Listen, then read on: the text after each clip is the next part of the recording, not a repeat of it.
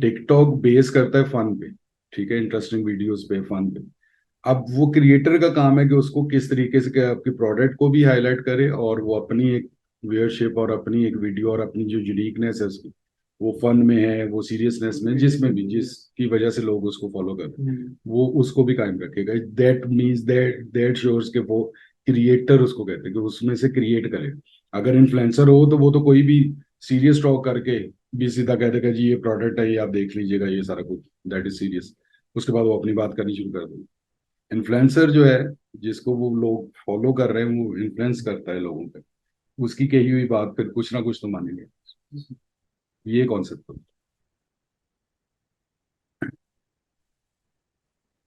और कुछ,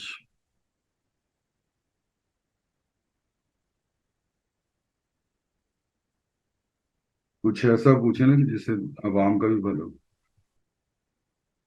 ये भी ऐसा ही था, मैं ये नहीं कह रहा कि ये ऐसा नहीं था, क्योंकि जो भी क्वेश्चन ऑब्वियसली इसके बारे में होगा, वो ऑब्वियसली जो भी सुनेगा और वो, ठीक है, मेरा ख्याल है हम स्टार्ट कर दें, काफी। अस्सलाम वालेकुम सर। वालेकुम अस्सलाम। सर, अकाउंट यूएसए का कंपनी बेस के सिलसिले में जो था, तो उसका आईटिंग का कोई हल बता देना। आईटिंग के बगैर हम कैसे आगे बढ़े? किसके बगैर? आईटिन नंबर मांग रहे हैं ना, उस दिन ग्रुप पर डिस्कस जो हो रहा था। जी। ये इनके अलावा आईटिन नंबर भी मांग रहा है। नहीं, वो उसने मांगना है यूएसए में, क्योंकि गवर्नमेंट के रूल्स जो है ना वो डिफरेंट होते हैं हर जगह पे। अब यूएसए में जो रूल्स हैं बिजनेस करने के, उसमें क्योंकि वो एसएसएन जो है, सोशल सिक्योरिटी नंबर जो है, वो उस पे बहुत ज्यादा बेस करता है। तो जिसका एसएसएन होगा प्योर अपने नाम पे, वो ही आईटिन बना सकता है। जो हम लोग पाकिस्तान में बैठ के ये काम कर रहे होते हैं, हमें जो ईआईएन नंबर दिया जाता है, जिसकी बेस पे हमारी कंपनी तो स्टैब्लिश हो जाती है, हम अमेजोन या इन प्लेटफॉर्म्स पे काम भी शुरू कर देते हैं, सेलर सर्टिफिकेट भी मिल जाता है, रीसेलर सर्टिफिकेट भी मिल जाता है, इवन आईटिन भी मिल जाता है इसके ऊपर। लेकिन अगर वो आईटिन को प्योरली सर्च किया जाए तो वो हमारे नाम पे, मतलब मैं अगर करूँगी मिजवार सुबहानी, तो वो मिजवार सुबहानी के नाम पे नहीं हो। वो जो मेरा इसमें होगा, एजेंट होगा, रजिस्टर्ड एजेंट, या उसके अलावा उस एजेंसी में या उस कंपनी के किसी बंदे के नाम का हो। क्योंकि ईएन नंबर मिलना है एसएसएन की बेस पे। एसएसएन मेरा तो नहीं, वो सोशल सिक्योरिटी नंबर है, वो तो उधर के रेजिडेंट को मिलता है ना, वो ओवरसीज को तो नहीं मिलता। तो उसी को आगे फिर आईटिन मिलता है। ठीक है, तो ये एक थोड़ा सा टेक्निकल काम है, ये कंपनी इस्टेब्लिशमेंट में भी जब हम काम करते हैं तो ये बहुत ज्यादा उसमें प्रॉब्लमेटिक होता है, बड़ा मुश्किल होता है, बड़ा टेक्निकल होता है कि इसको किस तरह से तरीके से लेके चला जाए। और डिफरेंट वेज हैं जो आपको कहीं ना कहीं से कोई ना कोई बता देगा कि इस किस्म की हम कर सकते हैं, कि आईटिन भी क्रिएट कर लेते हैं और एसएसएन भी मिल जाता है। वो कुछ चीज़ें उसमें रियल होती हैं, वो बड़ी मुश्किल से होती हैं, कुछ चीज़ें होती हैं जो फेक हो जाती हैं। क्योंकि रियल के लिए क्या है कि आपको कोशिश करते रहना होता है कि डायरेक्टली उनके जो इदारे हैं, जो ये वाले डिपार्टमेंट्स हैं, आपको उनके साथ कम्युनिकेट करना होता है। ठीक है। तो अब बात आ जाती है कि आप अगर, दूसरा है ना कि अगर किसी ने अपने उससे कहा है अंदाजे से आई10 का, तो वो नहीं मैं कुछ कह सकता। अगर तो वो वाकई जब आप अकाउंट बनाते हैं और उसमें वो आई10 मांगता है, तो फिर आई10 के बगैर तो जब तक आपके नाम का नहीं होगा तब तक तो वो फिर अकाउंट नहीं बनेगा। तो दूसरा है कि कंपनी अगर आप एस्टेब्लिश कर लेते हैं तो कंपनी में थोड़ा सा आपको एडवांटेज मिल सकता है, वो ईएन नंबर से और उन चीज़ों से। क्योंकि अक्सर लोग ये भी कहते हैं कि ईएन नंबर और आईटिन एक ही होता है, तो ऐसा नहीं होता। ठीक है, ईएन नंबर डिफरेंट चीज़ है, वो आपको ओवरसीज को भी मिल जाता है। अब ये जो पैटर्न है ना, वो यही बनता है इसका कि अगर आपको ओवरसीज के हवाले से ईएन नंबर मिल गया हुआ, तो फिर आप आगे आईटिन अपना क्रिएट कर सकते हैं। अदरवाइज अगर आपको वो फेक मिला हुआ ईएन नंबर, तो फिर आपका आईटिन नहीं बनेगा। सर, आईटिन रजिस्टर्ड एजेंट के जो हम एड्रेस परचेज करते हैं उसका यूज कर सकते हैं क्या? उसका करके देख लेते हैं। उसका करके देख लें बिल्कुल। और जो मैं वही बता रहा हूँ, जो आपको ईएन नंबर मिलते हैं ना, ये भी अक्सर उनके ही होते हैं।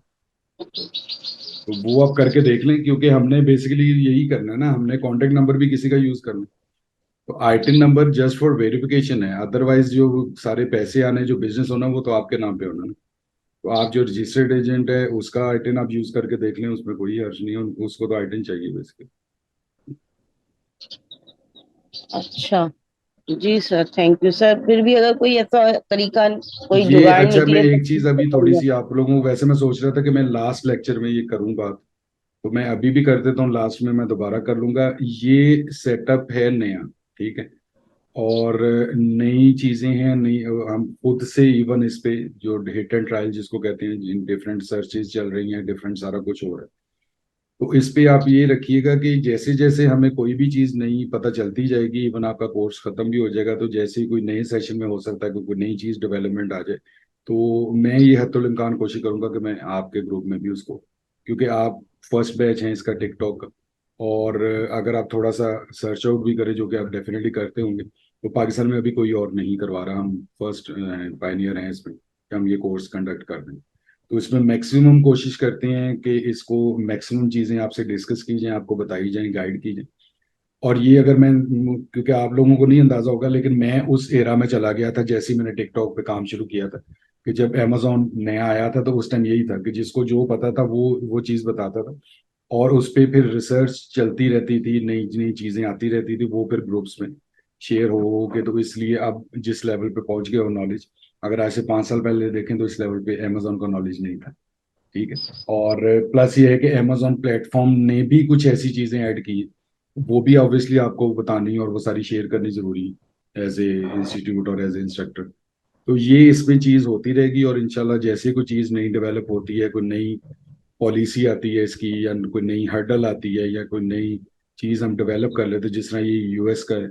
अब यूएस पे बेसिकली मैंने प्रॉपरली जो टाइम निकाल के उस पर काम करना जरूर है, लेकिन अभी जो फिल वक्त है वो मैं नहीं उस चीज पे कर पाता कि मैं इसमें यूके का बेस और वो सारा वो सिलसिला कर रहा हूँ, कि ताकि एक दफा चीजों को अच्छी तरह एक्सप्लोर कर लिया जाए, और बाकी जिस तरह चीजें अपडेट होती जाएंगी वो आप लोगों को, हो सकता है कि कुछ ऐसी चीजें हों कि जो अलग से उसकी वीडियोस, या कह लें कि जो नई लेक्चर में कोई चीज कोई ऐसी आएगी वो आपके साथ शेयर हो जाएगी, या just for sake of information.